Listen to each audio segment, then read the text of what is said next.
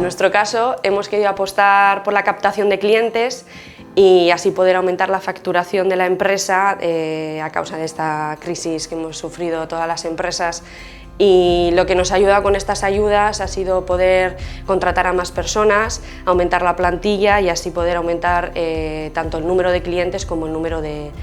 trabajadores y trabajadoras de Consulpyme. Ha sido un proceso bastante sencillo porque la información que teníamos previa a la inscripción de Bilbao Ekintza de estas ayudas estaba bastante clara y no tuvimos gran problema, pero cualquier duda que nos surgía nos poníamos en contacto por correo electrónico o por teléfono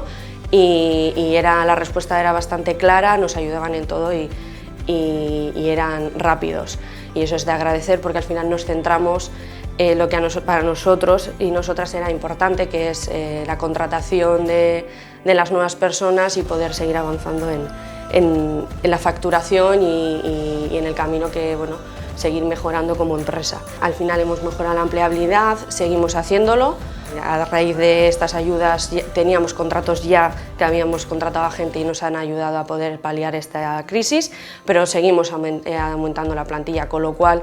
si se siguen dando estas ayudas a nosotros nos va a ayudar a seguir avanzando como lo seguimos haciendo y poder pasar esta crisis de la mejor manera posible.